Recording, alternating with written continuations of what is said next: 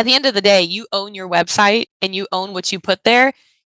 You don't own TikTok or Instagram. Like, you don't own any of those social channels. So your best bet is to focus on what you do own and then, of course, put your time into everywhere else that you can. But your website and your blog, huge and well worth it.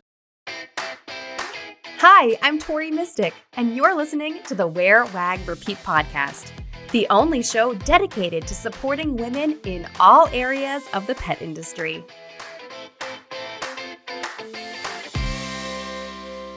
Do you feel like your blog posts are just like some collection that you started a long time ago and now they're sitting up on the shelf and collecting dust and you never really look at them and really nobody else is looking at them either? Blogging can be really discouraging if you're not seeing traffic and results from your posts. I totally get it. That is why our Q3 theme here in Wear, Wag, Repeat is all about blogging. If you haven't yet, please go back and check out the July interview with Pamela Keniston. I also have a bunch of solo episodes where I talk about my own blogging tips. And today I'm excited to bring to you our August expert, Caitlin Brown from Sparkles and Sunshine blog. I have known Caitlin for years, and I'm always so impressed by the perseverance that she has to keep creating fun, engaging, and ultimately really helpful content. Caitlin creates a lot of content, and she's also a data nerd, kind of like I am, so I'm really excited to share this conversation with you because we are speaking from experience and we're also speaking from the data that we are constantly analyzing about our blogs. Everything that we discuss here today applies to bloggers like us and also pet business owners who use blogging as a marketing strategy. So wherever you are in the pet industry, you're really going to love this episode. We share advice on playing the long game when it comes to your blog content and why it is so important to write helpful content that serves your audience. If you're putting a lot of effort into these posts and making them really great, you also want to make sure that they're still going to be relevant a year or two from now, or even 10 years later, like some of my most popular blog posts. So Caitlin and I really are encouraging you to play the long game and write evergreen, relevant content that people are going to be eating up for years to come. We also touch a little bit on keyword research, but if you want to learn more, please go listen to last month's July expert interview for a deeper dive into that. Pamela and I really talk a lot about keyword research. And also, if you are in my membership Wear, Wag, Repeat Society, we have several lessons, including detailed screen share videos that I have recorded on how to find the right keywords for you to blog about, specifically to you and your pet business.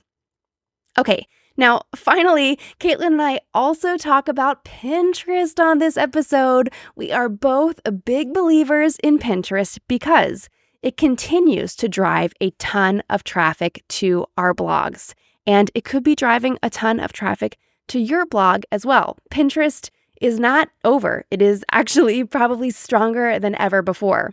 And if you need help with your Pinterest account and making the most of it, please make sure that you are on my email list because later this month in August, I'm going to be doing a live round of Pinterest for Petpreneurs Live. Pinterest for Petpreneurs is my masterclass all about how to use Pinterest to drive traffic to your blog. And there's actually a ton of stuff in that course about blogging. When I put the course together, I was making it about Pinterest, but I was like, I really have to educate people on how to do keyword research and how to write the right blog posts that Pinterest will drive traffic to. So it is a really awesome masterclass, and I love doing the live round of it because it comes with tons of accountability so we can actually get stuff done.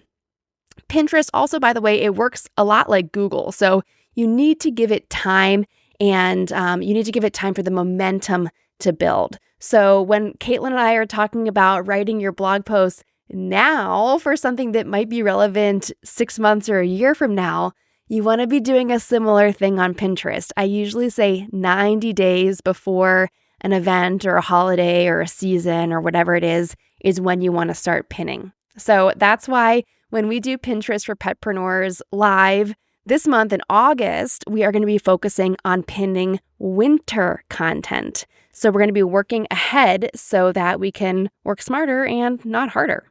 So if you're interested in any of that, please, if you're on my email list, I will be emailing everyone about it.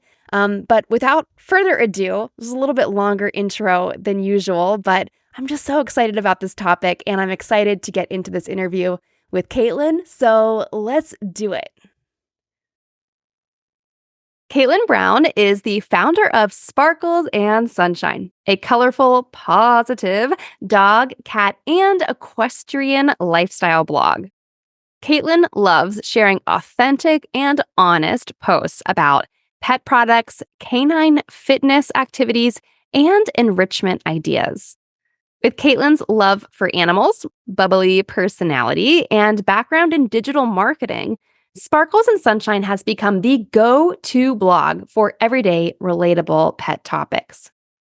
As a content creator, Caitlin has worked with over 20 brands in the pet and equestrian industry. She's been featured on well-known podcasts like Our Friends at With a Dog, hosted by Carly Parrish, and her pets can be seen in major brand campaigns for pet brands like Jolly Pets. Hi, Caitlin. Hi, how are you? I'm good. How are you doing? I'm good. I'm so excited to be here. You know, I love talking to you. Well, I love talking to you. And so I was really excited because I feel like there's the pet bloggers, because we're both pet bloggers. I mean, now it's like content creator, influencer, like there's all these different titles, but we're really pet bloggers. And since this quarter is all about blogging, I was really excited to have the opportunity to bring on someone who really is making a living as a pet blogger. So I'm excited to have you here.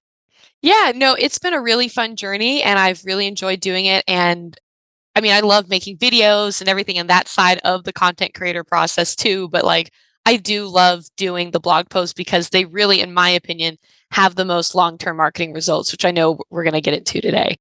Yeah. And that's kind of been like, I feel like an underwriting theme of a lot of my content this whole year is, working on things that have long lasting staying power. Mm-hmm. It's great to create fun TikToks and reels and all of that. But to be honest, even if they have a 2-week shelf life, that is nothing compared to blog posts. Absolutely. And that's, I think, something that I really want more creators to put time and effort in. At the end of the day, you own your website and you own what you put there. You don't own TikTok or Instagram. Like you don't own any of those social channels. So your best bet is to focus on what you do own and then, of course, put your time into everywhere else that you can. But your website and your blog, huge and well worth it. Yeah, I totally agree. So one thing that kind of like sets blogging apart from social media is like social media is very in the moment. Like maybe people are batching their content in advance, but usually not super far in advance. Yeah. Unlike with blog posts, right now people are listening to this episode. It's mid-August. And this time of year, what kind of content are you working on for your blog? Oh my gosh, everyone who's listening is going to think I'm absolutely bonkers, but I'm literally planning holiday right now and I'm getting it live.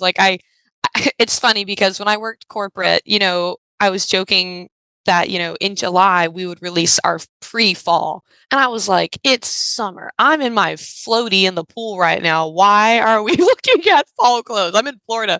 There's no fall.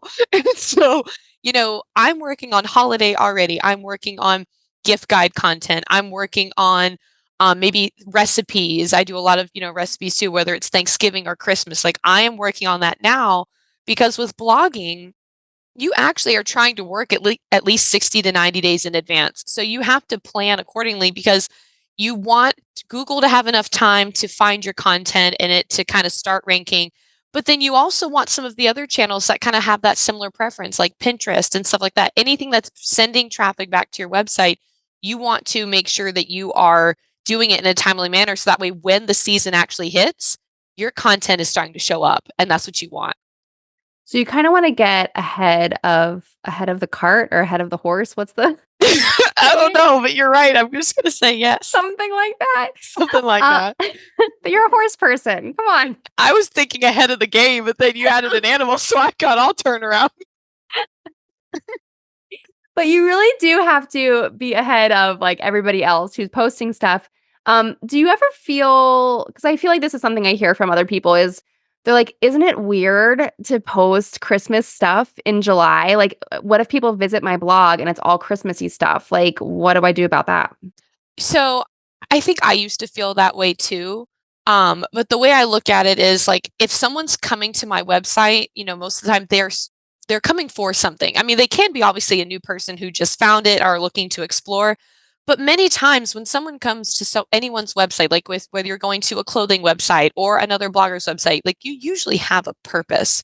So I look at it as a positive that way. Like if someone's coming to my website for something holiday already in July, to me, that's actually extremely valuable because they have high intent. They know exactly what they're looking for.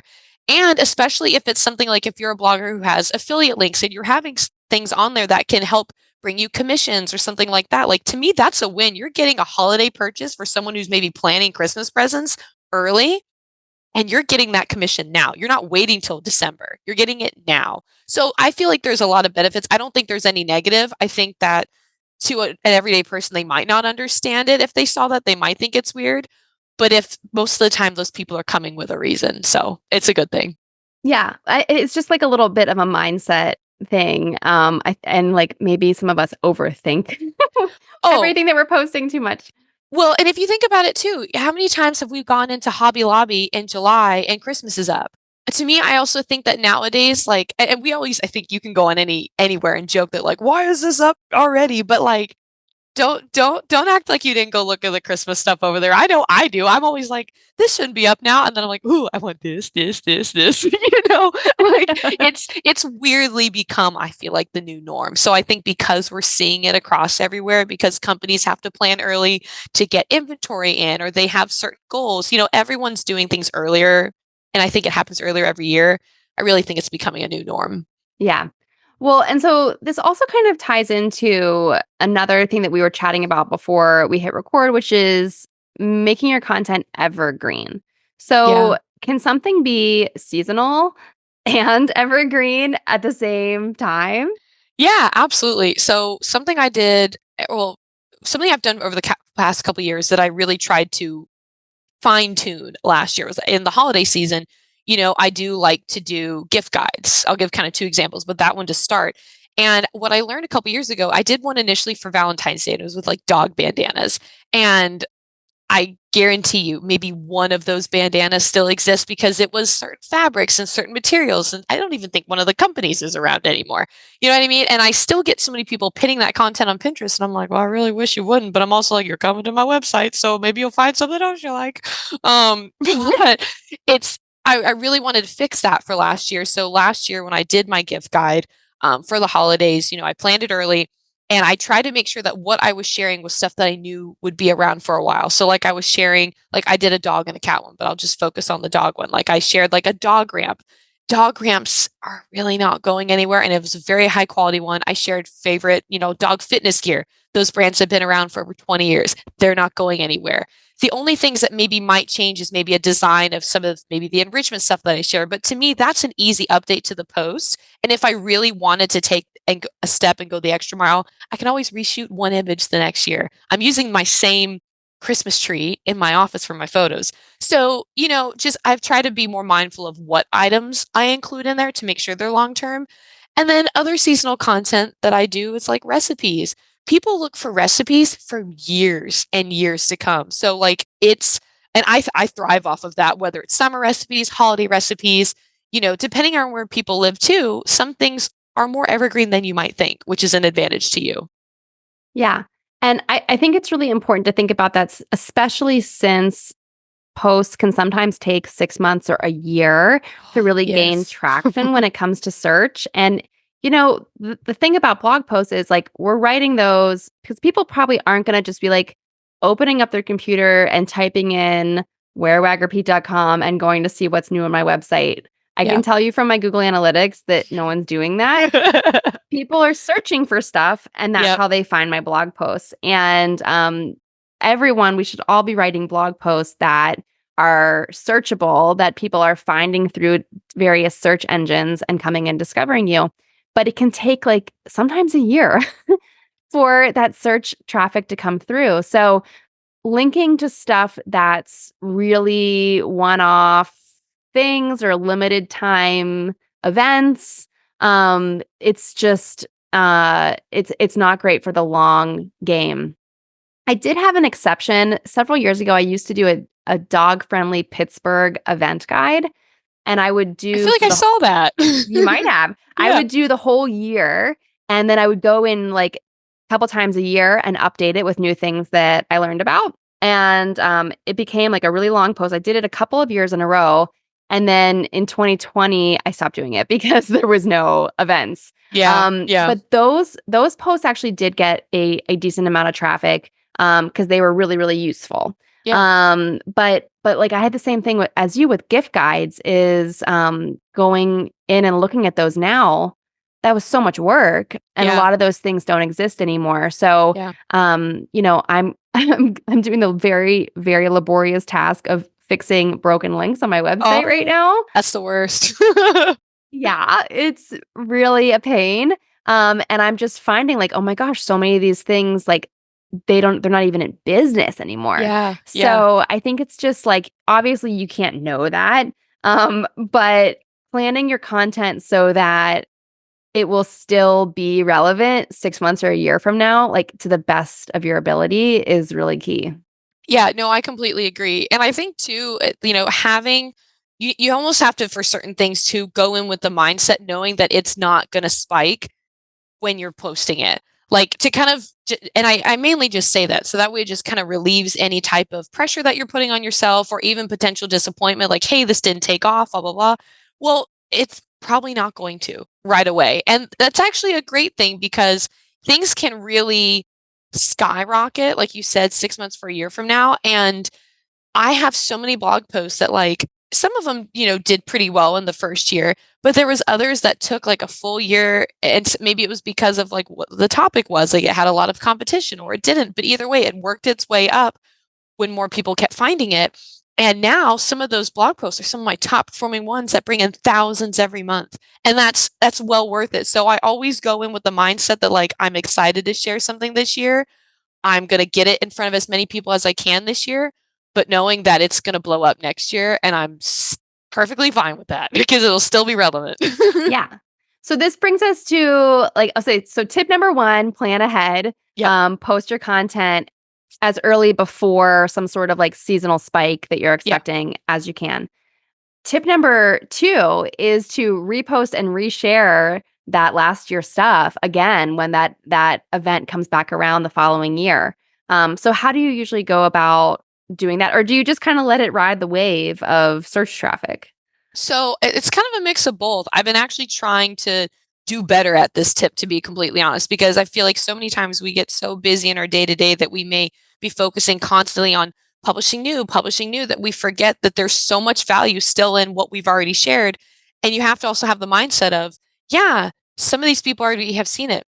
How many new people are finding you every single day that have never seen any of it? Like, for instance, like with my email list, like I always try to share new stuff with them, but I was like, the other day, I was like, I bet I haven't shared this with all these people, or this is from 2 years ago. I didn't have this list 2 years ago. Let's share this. So it's extremely important to constantly be linking back to yourself, whether it's through your email channel, whether it's through your social videos, like thinking of another way to share something. Or my biggest thing is Pinterest, because but besides email, but Pinterest itself, you can create new pins all the time if depending on the tool that you have. Like I know we both love Tailwind. That's a great scheduling tool. You can set up something that basically schedules things out on a loop, and you can have stuff reappear seasonally. You can have stuff come out certain times of the year. And I have some of those set up for a lot of my seasonal stuff. And it is a game changer because I know no matter what, there's always something coming back to that content. So I think it's extremely important to constantly link back to yourself and don't think that you always have to have something new. It's great to have new things, but you have to have the mix of both. Yeah. Yeah. Well, also listening to you talk about this, it kind of makes me think about all the time that we spend making like trending reels and trending audios and stuff like Yeah. that, where the trend is just like over. So like you're not gonna if you do something that's like a super specific trending video, you're probably not gonna repost it a year later because it's gonna be out of context then. People are gonna be like, what is she talking about? Yeah. So I think just, spending being wise about how we spend our time as content creators or as business owners, and creating this like longer form blog post content that a year from now you would want to reshare it, or like 3 years from now you would want to reshare it. Yeah, no, I completely agree. And something that I'm finding with a lot of brands, now it's not every brand, I'll be honest, but I think a lot of them, if you're speaking to someone who has a good understanding of digital marketing, which you hope you would be, um, the right person knows that it's not just about social content. When you bring up blog and Pinterest, like I have actually specifically done just blog and Pinterest partnerships with brands because they see the value in it, because they know that, yeah, social can have a lot of external factors. What if, we all know that Instagram randomly shuts down sometimes? That's stressful. So what if you had something that went live and then something crashed? Like, all those different things. A lot of brands will see the value in that long-term blog post because no matter what, someone can always search specific keywords if you're, being strategic with what you're writing to find your content. Like I said, it can have affiliate links as long as it's helpful information. Like people are constantly going to come back to it. They're going to keep sharing it. And it's extremely valuable Yeah. forever. Yeah. So it sounds like one way, if we're thinking about like how can we keep traffic coming to our website, how can we keep our content being discovered, is to just write intentional, good quality, helpful content in the first place. Oh, 100%. As long as you are always serving your reader and making sure that everything you're writing it has all the helpful information, it's broken down in a very readable format. You're making sure that everything is explained correctly and easily. I think you're golden. I really do. Because there's so much stuff that I think you'll be surprised how many different ways you can use it permanently. It's Yeah. awesome. Yeah. Are there any tools or like resources that you like to use when planning your content, or like planning when you're going to publish it, or, I mean, getting into like topics, that's a whole other. Let's not talk about that, but like, is there a tool that you use planning like the timing of stuff? Yeah, so I will dabble in trends, whether it's Google or Pinterest. I've come to learn at this point, like kind of like I said with like holiday stuff, a lot of things are 60 to 90 days in advance. So if you are genuinely thinking like about summer, you should be doing it February, Hmm. March, depending on what it is, of course, or what part of the summer that you might see a spike. So like for instance, last year I did a blog post with a brand about summer activities with dogs, and they had just launched their outdoor pet sprinklers and dog pools and stuff like that. And that post technically went live in May, but we were planning it back in March. We were really kind of getting everything done. We just had to wait a little bit because the product was coming in. But otherwise, if I could have, I would have had that thing live in March and started driving that traffic. And then I know we're not going to get into too much of the tools, but one tool that you actually introduced me to that I would love to share with everyone. It's not for timing purposes, but it's for getting eyes, or the correct eyes in front of it. Is Key Search.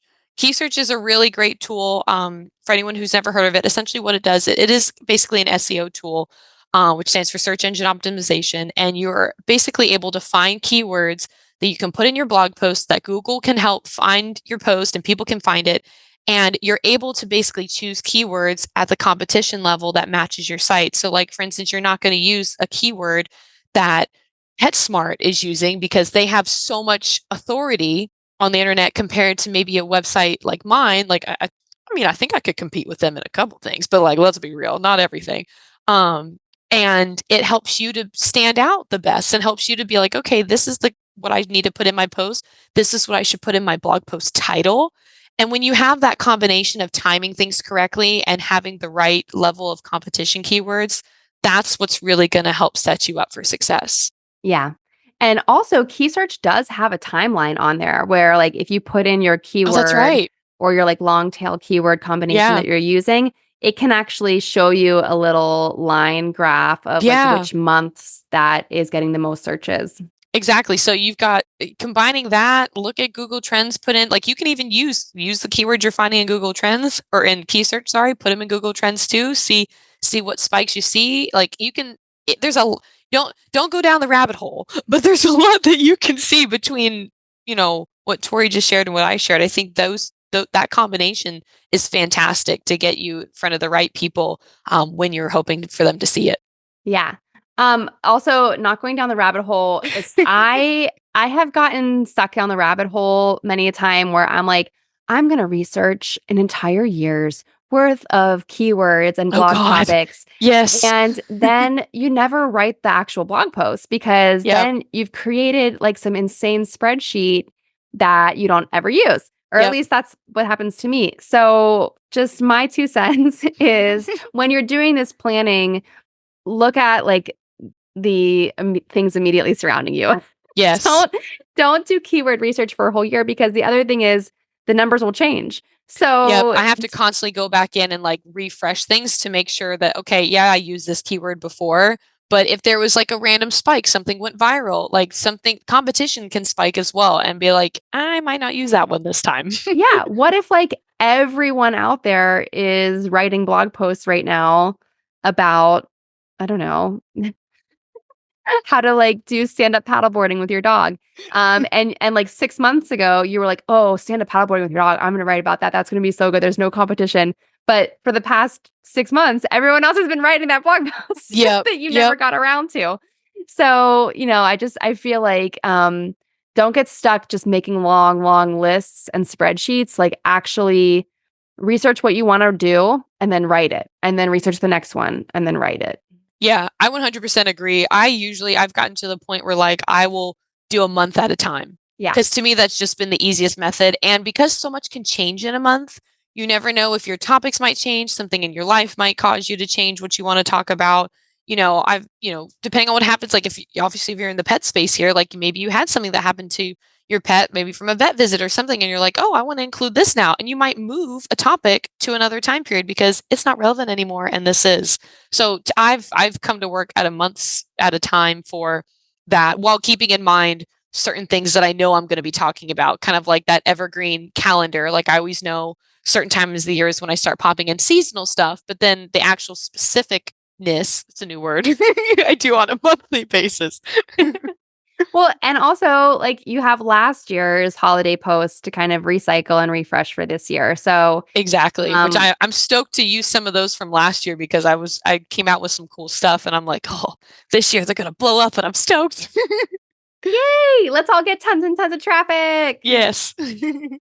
Okay, so to kind of recap our advice here in playing the long game of pet blogging is, one, to plan to write things ahead, to publish things like ahead of time. So 60 to 90 days ahead of time is a great kind of benchmark for publishing stuff in advance.